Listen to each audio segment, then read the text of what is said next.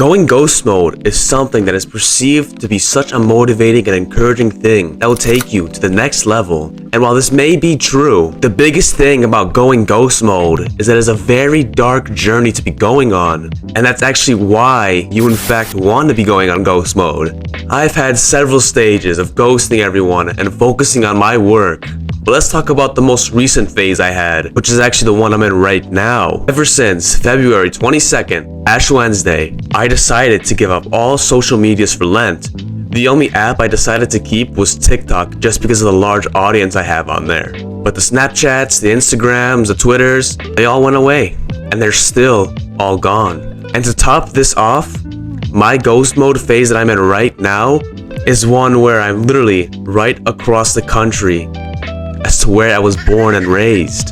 So I'm literally all alone. To say the least, this has been my darkest ghost mode phase ever. And if you do ghost mode extremely and really limit the interaction that you have with the outside world, you're going to find yourself in the exact same position that I find myself in right here. Ever since doing this proper ghost mode journey, I felt extremely lonely, and the biggest pain for me is that my old trauma is coming back in.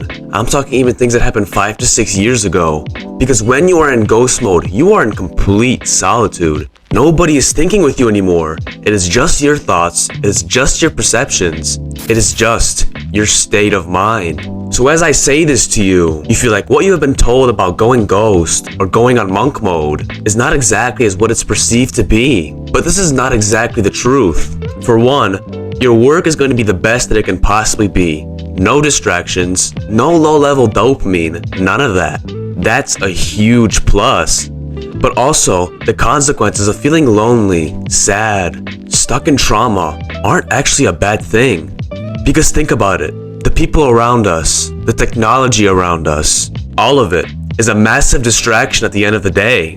For extended periods of time, you can forget about the real world and the real situations that you face when you are surrounded by all of these distracting things. But now, once you go ghost, there is no more distractions from your problems. Trauma will creep back in. Nobody will be there to save you from your problems besides yourself. Inevitably, you will be facing the darkness of isolationism. But when we are on self-improvement, when we face a problem, there is always an opportunity where we can turn darkness into light. And that is why you should not be scared of the darkness when you decide to go ghost mode. Because it is when you decide to finally go ghost mode that you can confront these problems, acknowledge your past trauma, and fight them with the only tool that you can use to stop them, you and your mind.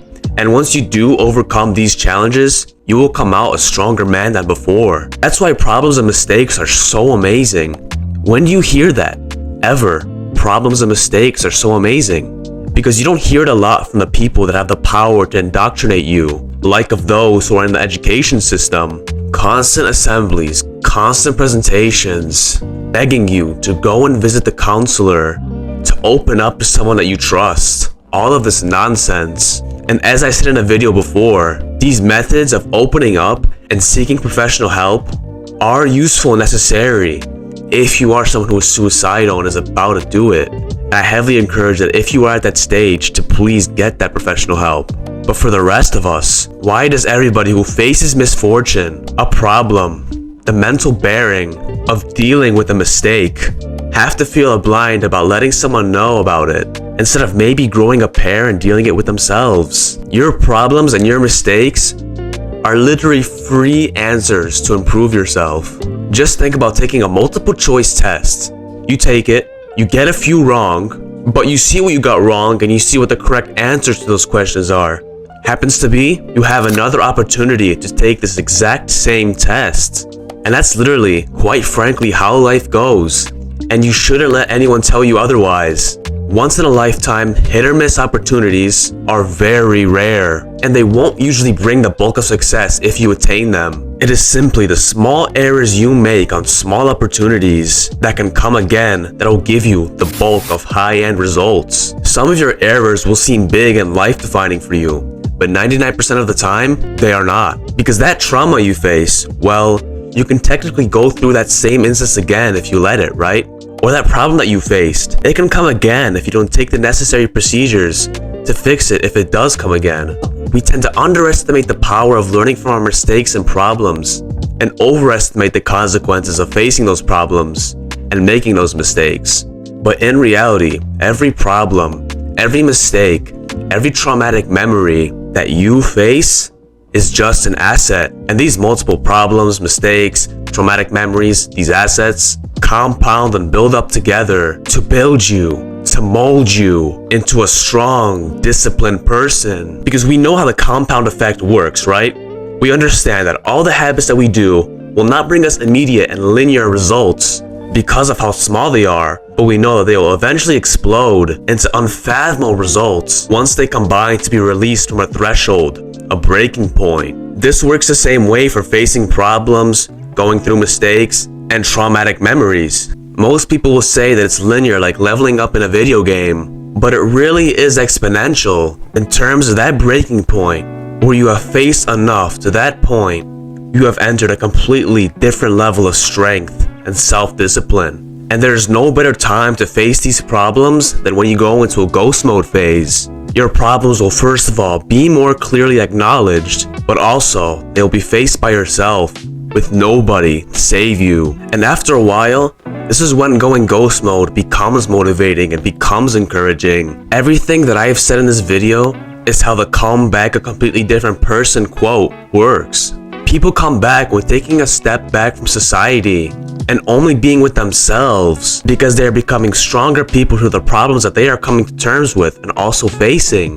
So while going ghost mode is far from sunshine and rainbows, it's definitely a necessary thing to participate in as you advance throughout your self-improvement journey. I would definitely not hop into it straight away as you get onto self-improvement, but rather once you have constantly and consistently been doing the good habits for a long amount of time, and also as a bonus, if you could, something that you could work on, even going as far as something allocated to your purpose. And this is what I've been doing on my recent ghost mode phase that I'm in right now. I've already been really good with being consistent with my good habits prior to this ghost mode journey, and now I have a purpose to carry on into this ghost mode journey as well, making these videos. Now my ghost mode journey is actually quite unique compared to others because my brand image actually revolves around me improving myself. But just because I'm trying to represent the power of self-improvement, that does not mean that you should not be doing self-improvement once you are in ghost mode and you found your purpose. Because your work is going to get better as you keep improving yourself.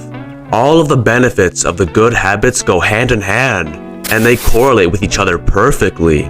Lifting gives you confidence with how you look, which makes you mentally happy, which then helps you be better with people.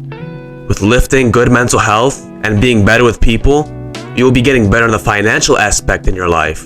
And you can make the same correlation with all the other main habits, such as journaling and meditation. So you have all of these benefits to yourself, now carrying in with you, with your workload and your mission as you go on ghost mode. And that's what's going to get you completely wired in. Because think of it, you could be isolated, free of distraction, and working towards your purpose. But if you hate how you look physically and have awful mental health, and you're not doing anything to change this, it's going to negatively affect your work. So before you go ghost mode, at least be consistent in your habits. Because if you are not so sure as to what you can do for your work, your purpose, once you go ghost mode, you can at least replace it with reading, so you can get ideas as to what your future purpose will be in the long run. Yeah, this journey is not going to be sunshine and rainbows like these YouTubers perceive it to be. It's not just motivating and encouraging, it's going to be dark. But that's the beauty in going ghost mode and taking a step back from modern day society, because it is with darkness that an opportunity of prosperity comes. And the more problems that you face and put yourself through, the more opportunities that you will have to prosper. Alright boys, if you enjoyed this video, please make sure to subscribe. Also share with friends so we can spread the self-improvement community. Speaking of spreading that self-improvement community, please make sure to check the Discord down in bio where you can make friends of self-improvement. With that being said, I'll see you in the next one.